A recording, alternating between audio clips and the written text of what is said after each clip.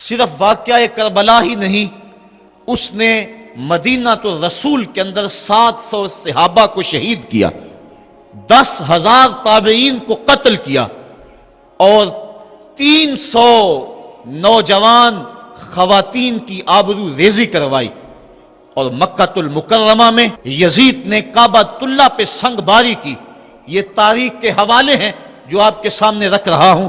حتیٰ کہ پورا مطاف پتھروں سے بھر گیا، کعبے کا غلاف جل اٹھا۔ حضرت اسماعیل علیہ السلام کے عوض میں جو دمبا آیا تھا، اس کے سینگ کعبۃ اللہ کی چھت پہ رکھے گئے تھے، وہ سینگ بھی جل گئے۔ اسی لیے ان ایام کو ایام حرہ کہا جاتا ہے۔ تاریخ کے اندر 3 دن تک مسجد نبوی میں نہ اذان ہوئی نہ اقامت ہوئی، اور مسجد نبوی کے اندر یزید کی فوجوں کے گھوڑے بندھے رہے۔ منبر رسول کی حرمت پامال کر دی گئی۔ اب وہ یزید جب تخت نشین ہوا تو حضرت امام حسین رضی اللہ تعالی عنہ کو ولید بن عتبہ نے بلا کر کہا کہ تم یزید کے لیے بیعت کر لو۔ تو حضرت امام حمام حضرت امام حسین نے 2 ٹوک کہا کہ یہ کیسے ہو سکتا ہے کہ میں اس جیسے ظالم شخص کے ہاتھ پہ بیعت کروں۔ آپ یہ کہہ کے پلٹے تو مروان بن حکم نے مشورہ دیا کہ یہ موقع ہے، جانے نہ دو، اگر یہ چلے گئے قابو پانا دوبارہ مشکل ہوگا، لہٰذا ابھی ان کو قتل کر دیا جائے۔ یہ حضرت امام حسین رضی اللہ تعالی عنہ کے کانوں میں آواز پڑی۔ روایات میں آتا ہے کہ آپ نے انہی قدموں کے بل پیچھے پلٹ کے نیام سے تلوار باہر نکالی اور ہوا میں لہرانی شروع کر دی۔ محمدی کچھار سے حیدری شیر نکل آیا۔ کہا ولید بن عقبہ تو ہمیں نہیں جانتا ہم کون ہیں؟ آنا حسین ابن علی ابن ابی طالب، میں حسین ہوں، علی کا بیٹا ہوں، اور علی ابو طالب کا بیٹا ہے۔ ہمارے گھر میں قرآن اترتا رہا ہے، فرشتے ہمارے گھر میں آتے رہے ہیں۔ وَيَزِيدُ ابن المعاویہ فاسق فاجر قاتل النفس مولن بالفسق شارب الخمر، اور یزید فاسق ہے، فاجر ہے، مسلمانوں کا قاتل ہے اور شراب پیتا ہے، اس لیے حسین ڈنکے کی چوٹ پہ یزید کی بیعت سے انکار کرتا ہے۔ حضرت امام حمام امام حسین رضی اللہ تعالی عنہ نے انکار بیعت کی وجہ بیان کر دی۔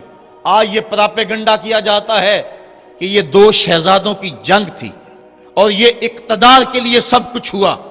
اگر یہ بات ہوتی تو ترمح بن عدی کہہ رہا ہے، حاتم طائی کا پوتا، جب آپ میدان کربلا کی طرف بڑھ رہے ہیں، حضور آپ میرے پہاڑوں میں آ جائیں اور 5000 کا لشکر آپ کی پشت پہ رکھ دوں گا، اور آپ جدھر بڑھیں گے وہ جان نثاری کرتے ہوئے آپ کے پیچھے ہوں گے اور یزید کی حکومت کے ٹکڑے کر کے رکھ دیں۔ حضرت امام حمام امام حسین نے ترماح بن عدی بن حاتم کی اس پیشکش کو ٹھکرا دیا، کہا میں تو کسی اور کام کے لیے جا رہا ہوں۔ یزید کے چہرے سے اس نقاب کو نوچنا تھا، اس کے مکروہ چہرے کو لوگوں کے سامنے ننگا کر کے بتلانا تھا کہ یہ وہ شخص ہے کہ جس کے بارے میں میرے محبوب اور میرے نانا نے خبر دی ہے کہ بنو امیہ کا ایک ظالم شخص میری سنت کو بدلے گا، اور وہ سنت کو بدلنے والا یہی شخص یزید ہے۔ تو حضرت امام حمام حضرت امام حسین رضی اللہ تعالی عنہ، واقعہ بڑا طویل ہے۔ مدینہ تو رسول چھوڑا، اور 8 دن حاجی مدینہ تو رسول میں رہتا ہے، اور چھوڑنا قیامت سے کم نہیں ہوتا۔ اور حسین تو پیدا مدینے میں ہوئے تھے، ان کا مسکن مدینے میں، وہ کھیلنے کے لیے نکلتے تھے تو مسجد نبوی کا صحن ہوتا تھا۔ حضرت امام حسین کے گھر کا دروازہ مسجد نبوی کے اندر کھلتا تھا۔ وہ حسین جو مسجد نبوی میں کھیلتا رہا، حضور کے کندھوں پہ سواری کرتا رہا، اور حضور ان کو پکڑ کے اپنے پاؤں پہ اور اپنی رانوں پہ اور اپنے پیٹ پہ اور اپنے سینے پہ بٹھاتے رہے، جن کے لیے حضور خطبہ چھوڑتے رہے، سجدوں کو طول دیتے رہے۔ وہ حسین ابن علی آج اس شہر مدینہ کی بہاروں کو چھوڑ رہے ہیں۔ حضور کی بارگاہ میں آخری سلام کہہ کے اپنی والدہ ماجدہ کے حضور سلام کہنے کے بعد حضرت امام حمام مدینہ تو رسول سے مکہ المکرمہ گئے۔ وہاں پہنچ کے آپ نے ماہ شعبان، ماہ رمضان، ماہ شوال اور ماہ ذیقعد اور ذی الحج کے کچھ دن گزارے۔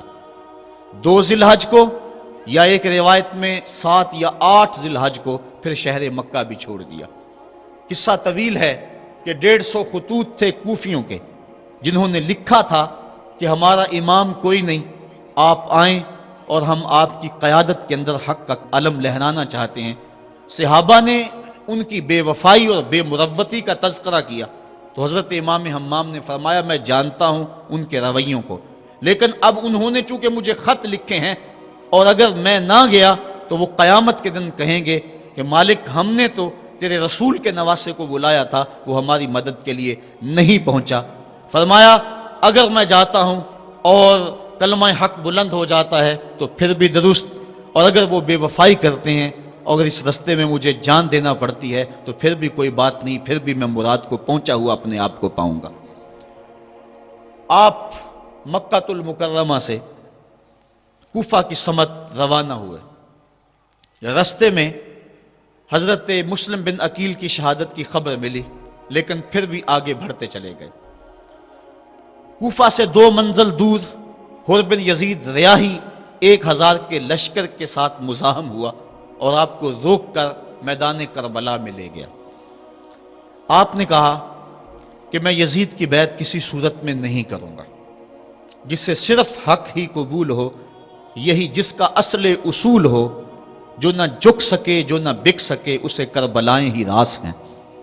حضرت امام حسین امام حمام کربلا کے تپتے ہوئے ریگزار کے اندر 2 محرم کو پہنچے اور 9 محرم تک آپ مختلف انداز سے مفاہمت کی بات اس انداز سے کرتے رہے کہ میں بیعت نہیں کروں گا لیکن کچھ تو خون سے بھی بچنا چاہتا ہوں، لیکن ان کا ایک ہی مطالبہ تھا کہ ہر صورت میں بیعت کرنا ہوگی، اس کے علاوہ کوئی صورت نہیں ہے۔ ان کا یہ مطالبہ تھا، ان کی بات یہ تھی کہ بیعت تو میں کسی صورت نہیں کر سکتا، چونکہ انکار بیعت کی جو وجہ آپ نے وہاں بیان کی وہ وجہ بہر صورت موجود تھی، اس لیے کہا کہ کسی صورت میں میں یزید کے ہاتھ پہ بیعت نہیں کر سکتا۔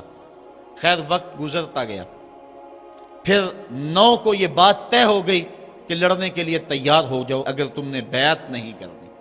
بیعت کرنے کی صورت میں مراعات سے نوازا جا رہا تھا، بڑے سے بڑا شہنشاہ بھی ہوتا اس کے پاؤں میں بھی لغزش آ جاتی، لیکن حضرت امام حسین رضی اللہ تعالیٰ عنہ نے فرمایا کہ یہ تخت و تاج کیا چیز ہیں، جن کی مسند محبوب کی گلی میں لگی ہو وہ تخت سکندری پہ کبھی تھوکا بھی نہیں کرتے، مجھے ان تخت و تاج کی پرواہ نہیں، میں تو کلمت الحق کے اعلیٰ کے لیے میدان عمل میں آیا ہوں۔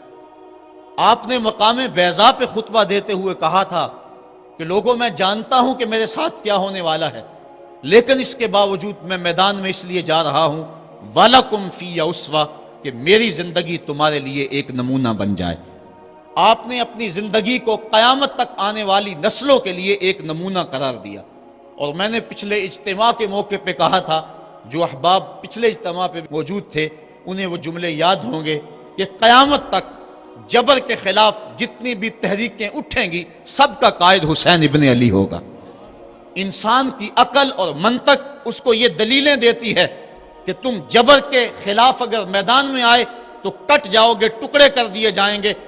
جبر سے مفاہمت کر لو، لیکن عشق سکھاتا ہے مفاہمت نہ سکھا، جبر ناروا سے مجھے، میں سر بکف ہوں لڑا دے کسی بلا سے مجھے۔ تو عشق انسان کو لڑنے کا سلیقہ دیتا ہے، محبت باطل سے ٹکرانے کا درس دیتی ہے،